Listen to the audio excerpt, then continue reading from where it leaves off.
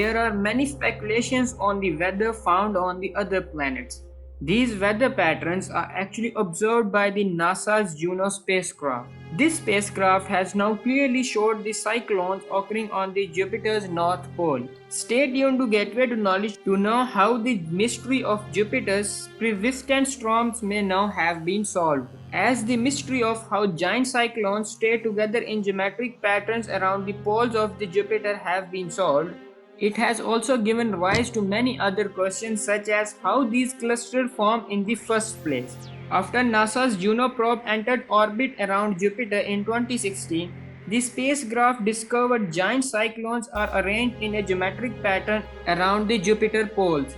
At the planet's north pole, there are 8 vortices surrounding a central vortex, and at the south pole, there are 6 vortices. And you may be surprised to know that the Jupiter's poles are not like those of other planets, because astronomers have never saw anything before like these cluster of cyclones organized into regular patterns.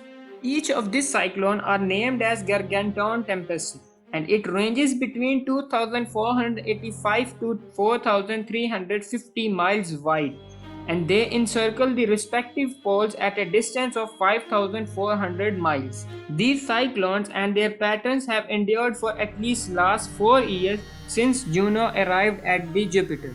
It was a mystery to scientists as to how these clusters kept themselves stable. On Earth, cyclones drift towards the pole but dissipate over land and cold water. In contrast, Jupiter has neither land nor oceans. Thus, it raises the question of why the cyclones didn't simply drift to the poles and merge themselves. All the previous theories predicted that polar regions of the giant planets should be dominated by big cyclones over their poles, like which was observed at the Saturn.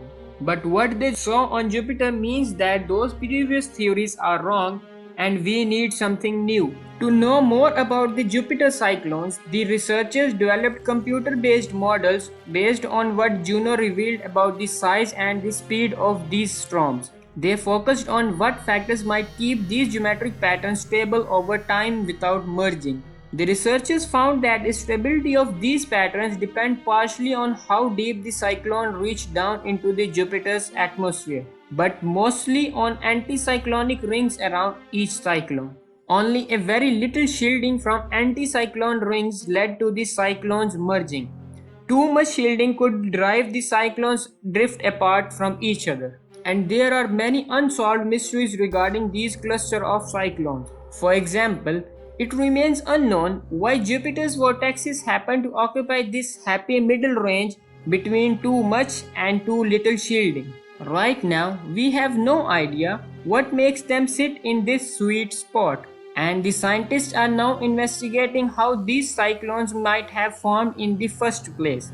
One possibility for that is they formed near the poles where they are currently located, and the other possibility is that, which we think is more likely, is they formed elsewhere and then migrated towards the pole.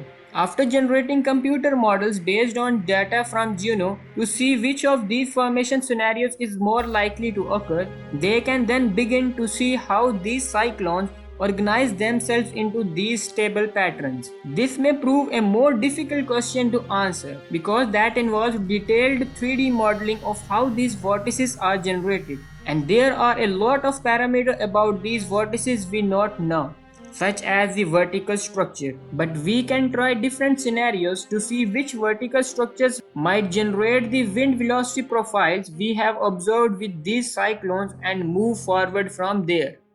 To know more about such mysteries and inventions, do like and subscribe to my channel.